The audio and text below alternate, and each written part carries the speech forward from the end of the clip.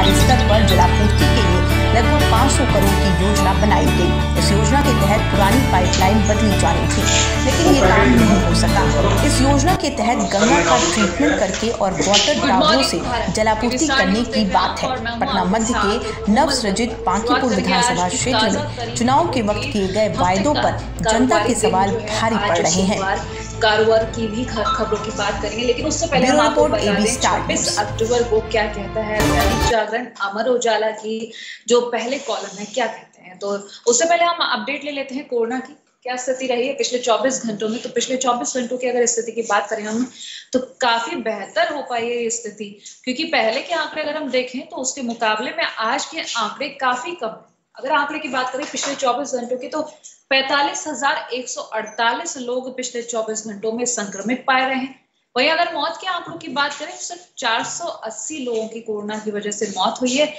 जहां ये आंकड़ा 90,000 1 लाख के करीब पहुंच चुका था, वहां ये आंकड़ा आज 45,000 के करीब है। मौत के आंकड़े में भी काफी कमी आई है। पिछले 24 घंटों में 480 लोगों की मौत हुई है। बात करेंगे अगर हम रिकवरी रेट की तो बेहतर होता जा रहा है लगातार। पिछले 24 घंटों में 59,105 लोग कोरोना से मुक्ति पा चुके हैं, स्वस्थ होकर घर वापस गए हैं। अब हम शुरू से लेकर अब तक के आंकड़े की बात कर लेते हैं। तो कोरोना संक्रमितों के कुल आंकड़े अभी बताएं हम आपको तो 79,09,959 ये वो आंकड़ा है जो शुरुआत से लेकर अब तक देखा गया है। वही अगर बात करें हम एक्टिव केसेस की, इनमें से तो 6,53,717 लोग अभी भी कोरोना से जंग लड़ रहे हैं। रिकवरी रेट की बात करें तो कुल आंकड़ा क्या है, तो ये आंकड़ा है 71,37,228। वही मौत का आंकड़ा अगर अब तक का देखें तो 1,19,014 लोगों की कोरोना की वजह से अब तक मौत हो चुकी है। तो ये आंकड़ा था शुरुआत से लेकर अब तक का। पिछले 24 घंटों की स्थिति हमने आपको बताई। राज्यवार अगर बात करें तो पहला राज्य अभी भी महाराष्ट्र है, आंध्र प्रदेश, कर्नाटक, तमिलनाडु, केरला, उत्तर प्रदेश, दिल्ली ये टॉप स्टेट्स हैं जहां पर कोरोना के सबसे ज्यादा आंकड़े पाए जा रहे हैं। लेकिन गनीमत यह है कि आंकड़े काफी ज्यादा नियंत्रित भी किए जा रहे हैं, क्योंकि अब जनता भी जागरूक हो गई है और सरकार के नियमों का पालन भी कर रही है। जहां एक तरफ पीएम नरेंद्र मोदी ने कहा था कि अगर आप खुद को सुरक्षित रखना चाहते हैं तो सैनिटाइजर, मास्क का उपयोग जरूर करें और 2 गज दूरी का पालन जरूर करें, यानी कि सोशल डिस्टेंसिंग का पालन जरूर करें। तो चलिए खबरों की तरफ रुख करेंगे। तो दैनिक जागरण के अनुसार अगर हम पहली खबर देखेंगे तो पहली खबर ये सेना के शीर्ष कमांडरों का आज से 4 दिवसीय सम्मेलन, लद्दाख और आंतरिक सुधारों में होगी चर्चा। तो इस खबर के बारे में विस्तार से हम बात करेंगे। सेना के शीर्ष कमांडरों का 4 दिवसीय सम्मेलन आज से शुरू हो रहा है। 4 दिवसीय सम्मेलन में लद्दाख और आंतरिक सुधारों पर चर्चा की जाएगी। इसके साथ ही गैर सैन्य गतिविधियों में कटौती करने जैसे उपायों पर भी विचार किया जाएगा। 4 दिवसीय सम्मेलन में पूर्वी लद्दाख के साथ ही चीन से लगने वाली वास्तविक नियंत्रण रेखा के संवेदनशील इलाके में भारत की युद्धक तैयारियां का आकलन भी किया जाएगा। वहीं सरकारी सूत्रों के अनुसार सैन्य कमांडर संसाधनों के जो है वितरण, तर्क संगत वितरण के लिए काफी समय से लंबित सुधारों पर चर्चा भी करेंगे। तो इस तरीके के सुधारों पर जो है चर्चा भी होगी। लेकिन साथ हम आपको ये भी बता दें 4 दिवसीय सम्मेलन है जिस पर कई और भी विषय हैं जहां पर चर्चा होने वाली है। क्या क्या चर्चाएं होंगी वो हम आपको अपनी खबरों के जरिए बताते रहेंगे। बहरहाल अगली खबर के बारे में बात करेंगे तो ये खबर होगी अमर उजाला के अनुसार पहले कॉलम की खबर कौन सी, तो कोरोना को लेकर ये पहली खबर अमर उजाला के अनुसार कि दिन ब दिन आंकड़े घटते जा रहे हैं और ये एक खुशखबरी है। दूसरी खबर के बारे में अगर हम बात करें तो ये खबर वर्ल्ड कॉलम अमेरिका, जिस तरीके से अगर हम बात कर रहे हैं खबरों की तो ये इंटरनेशनल खबर होगी। 2+2 वार्ता से पहले अमेरिका ने कहा ताकतवर भारत के साथ मिलकर काम करने के लिए उत्सुक। वहीं अगर हम बात करें चीन की तरफ से तो चीन की तरफ से साफ कहा गया है कि भारत अब काफी ताकतवर देश बन चुका है और हर तरीके की स्थिति से जो है निपटने के लिए तैयार हो चुका है। इस खबर के बारे में बात करेंगे तो अमेरिका क्षेत्रीय और वैश्विक शक्ति के रूप में उभरते भारत का स्वागत करता है। अमेरिका के विदेश मंत्रालय की ओर से नई दिल्ली में 2+2 मंत्री स्तरीय बैठक से पहले ये कहा गया है। साथ ही ये भी कहा गया कि भारत के 1 जनवरी 2021 से शुरू हो रहे यूएनएससी के कार्यकाल के दौरान अमेरिका उसके साथ काम करने को लेकर काफी ज्यादा उत्सुक है। हालांकि अगर हम अमेरिका और भारत की दोस्ती की बात करें तो शुरुआत से लेकर ही काफी गहरे संबंध नजर आए हैं। उसको देखकर कई अन्य देशों ने तारीफ भी की है और आलोचनाएं भी सामने आई हैं। इस खबर के बारे में आगे बात करेंगे तो अमेरिका के रक्षा मंत्री मार्क एस्पर और विदेश मंत्री माइक पॉम्पियो अपने भारतीय समकक्ष क्रमशः राजनाथ सिंह और एस जयशंकर के साथ 2+2 मंत्री स्तरीय बैठक करेंगे। जो है अमेरिकी विदेश विभाग ने बताया कि एस्पर और पॉम्पियो प्रधानमंत्री नरेंद्र मोदी से भी मुलाकात करेंगे और अमेरिका भारत व्यापक वैश्विक रणनीतिक साझेदारी को भी आगे बढ़ाने के बारे में सरकारी कारोबारी जगत के अगुवाओं से भी बात करेंगे। तो देखने वाली बात होगी कि 2+2 ये जो बैठक होने वाली क्या क्या इसमें कुछ अहम रहता है और क्या कुछ सामने आता है, क्योंकि अगर हम इस बैठक के बारे में बात करें तो काफी कुछ ऐसा है जो समझने को और समझाने के लिए, जो कि हम आपको एबी स्टार न्यूज के जरिए बताते रहेंगे। लेकिन बहरहाल आज जो खबर है 2+2 मंत्री स्तरीय बैठक होगी जिसमें राजनाथ सिंह और एस जयशंकर, अमेरिका के रक्षा मंत्री मार्क एस्पर, विदेश मंत्री माइक पॉम्पियो उपस्थित होने वाले। अगली खबर के बारे में हम बात कर लेते हैं। एक खबर दैनिक जागरण के अनुसार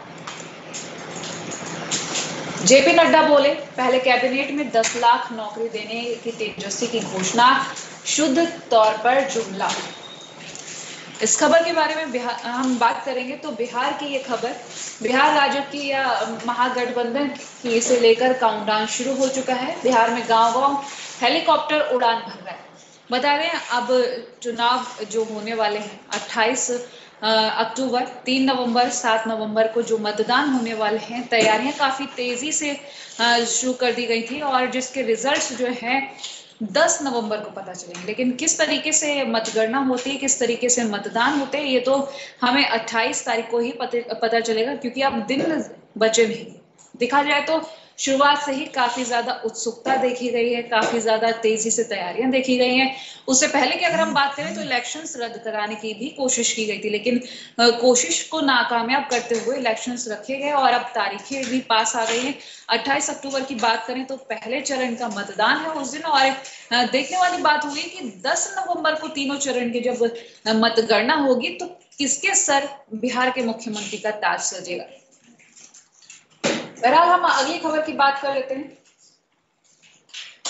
तो ये अगली खबर के बारे में हम बात करेंगे दिल्ली एनसीआर के एयर पॉल्यूशन को लेकर, क्योंकि हम आपको रोजाना खबर बताते हैं तो दिल्ली एनसीआर को लेकर एक खबर जरूर आपको बताते हैं। और आज की खबर की अगर हम बात करें तो दिल्ली में जो पोल्यूशन है, एयर पोल्यूशन काफी ज्यादा तेजी से बढ़ रहा है, चाहे वो पराली जलाने को लेकर हो या फिर अब जो त्योहारी सीजन शुरू हुआ है उसको लेकर हो। चूंकि दीपावली का भी वक्त आ चुका है, दशहरा भी निकल चुका है, इसको लेकर अगर हम खुद देखें तो पोल्यूशन लेवल बहुत ज्यादा बढ़ चुका है। धुंध छाती हुई मिल रही है। हम अगर सुबह का मौसम देखेंगे तो हर जगह धुंध दिखाई देती है। इस खबर के बारे में हम बात करें तो खतरनाक हो रही है दिल्ली एनसीआर की हवा। AQI पहुंचा 400 के पार।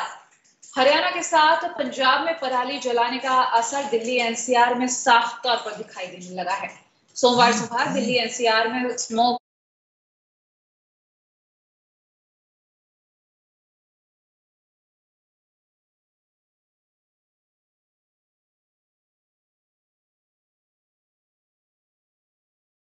एयर क्वालिटी इंडेक्स 405 पहुंच गया, जो स्वास्थ्य के लिहाज से ठीक नहीं।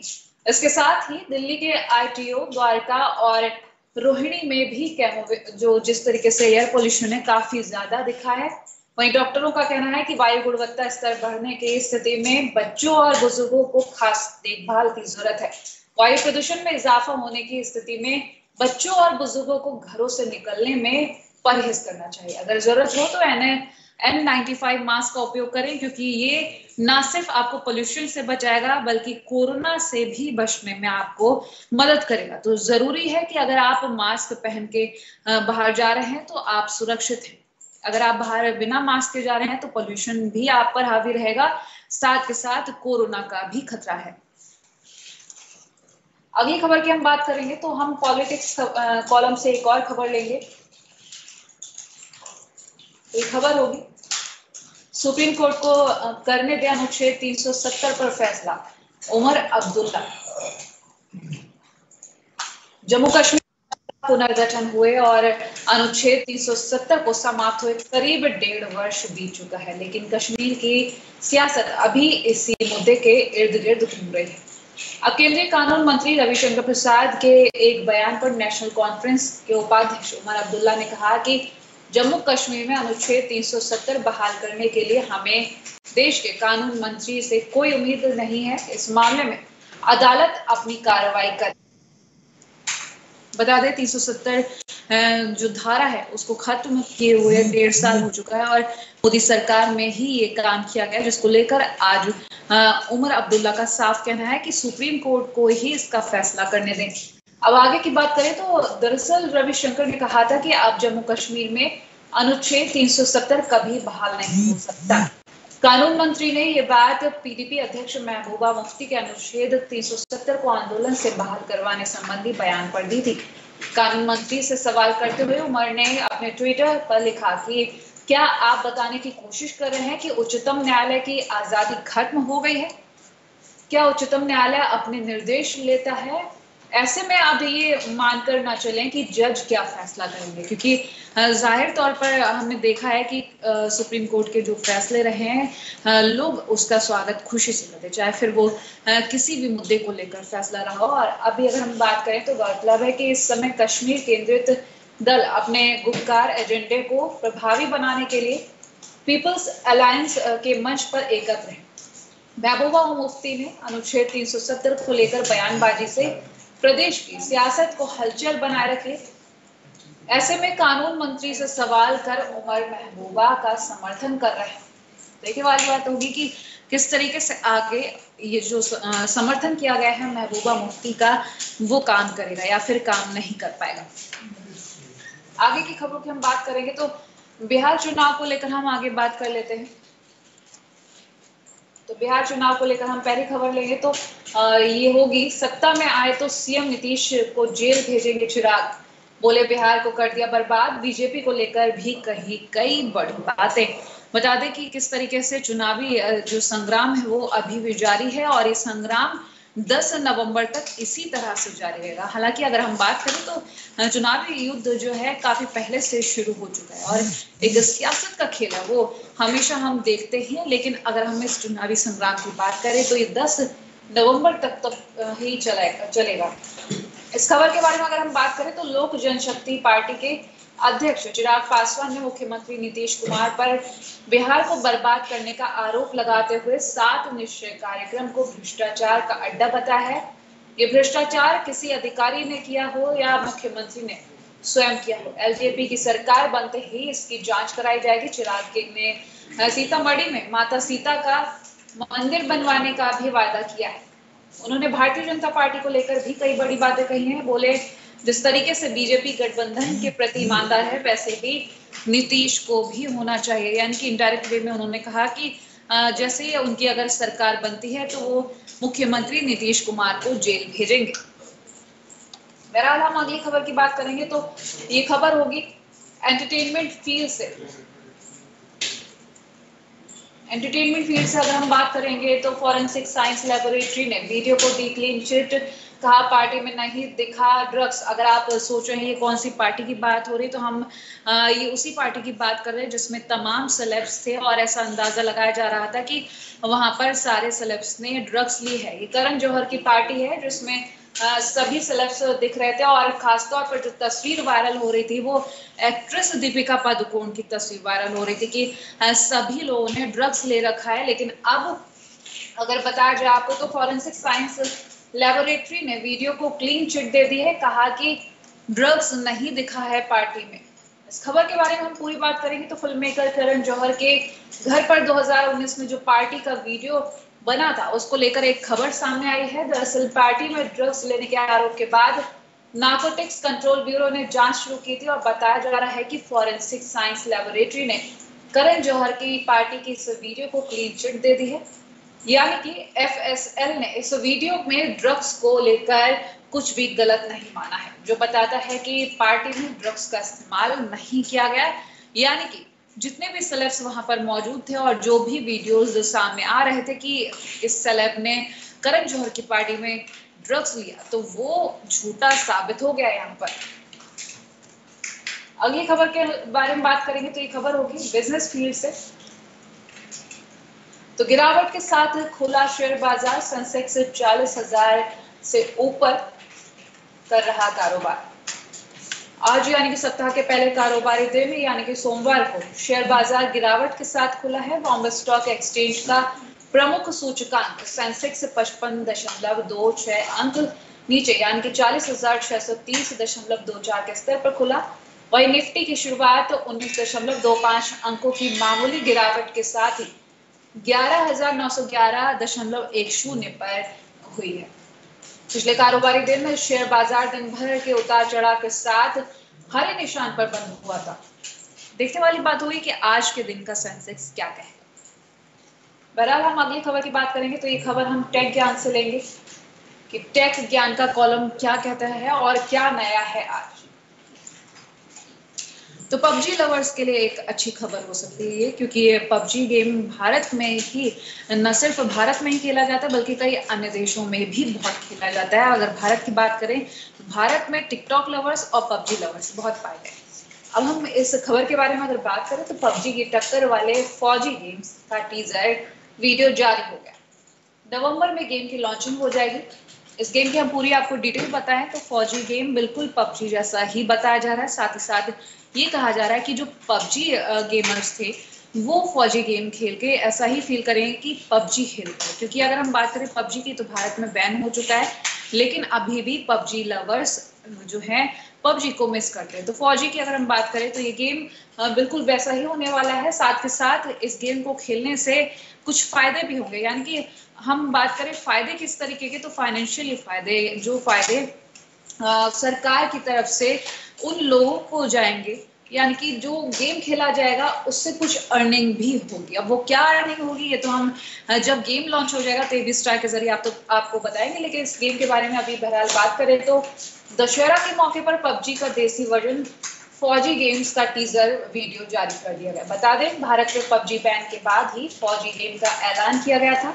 फौजी गेम का जो है फौजी गेम को बनाने वाली कंपनी एंडकोर गेम्स ने प्लान किया है कि फौजी गेम्स को इस साल नवंबर में भारत में लॉन्च कर दिया जाएगा। हालांकि नवंबर में किस तारीख को गेम को लॉन्च किया जाएगा इसकी जानकारी अभी सामने नहीं आई है, लेकिन हो सकता है दिवाली के आसपास ये गेम लॉन्च कर दिया जाए।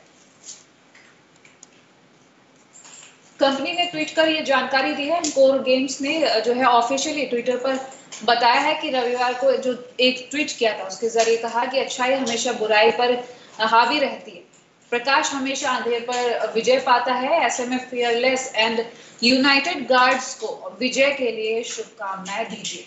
इंडियन गेम डेवलपर कंपनी एंडकोर गेम्स के को फाउंडर विशाल गोंदल ने दावा किया कि गेम दूसरे इंटरनेशनल गेम जैसे पबजी गेम को टक्कर देगा। बहरहाल अब हम अगली खबर की बात करेंगे तो ये अगली खबर होगी ऑटो फील्ड से। हुंडई क्रेटा के 7 सीटर वर्जन को लेकर हुआ खुलासा। लॉन्चिंग को लेकर जो कीमत है उसकी रिपोर्ट हम आपको बताते हैं। दक्षिण कोरिया की वाहन निर्माता कंपनी हुंडई भारत में उन वाहन कंपनियों में से एक है जिसने महामारी के दौरान बाजार में कई कारों को लॉन्च किया है। इसी क्रम में लॉकडाउन के ठीक पहले कंपनी के हालिया लॉन्च में से एक ऑल न्यू क्रेटा SUV भी थी। अपनी पुरानी पीढ़ी के तरह ही नई क्रेटा भी बेहद कम समय में खरीदारों के बीच लोकप्रिय हो गए। वहीं हुंडई ने हाल ही में घोषणा की थी कि नई क्रेटा के लिए अब 1.15 लाख से अधिक बुकिंग मिल रही है। तो हो सकता है आगे ये बुकिंग और बढ़ जाए, लेकिन अगर हम इस कार की बात करें तो काफी ये प्रशंसा भी हो रही है इस कार की। आने वाले वक्त में क्या होगा ये तो हम आगे आपको बताते रहेंगे, लेकिन आज के लिए गुड मॉर्निंग भारत में बस इतना ही। देश और दुनिया की बाकी खबरों के लिए देखते रहिए AB स्टार। नमस्कार।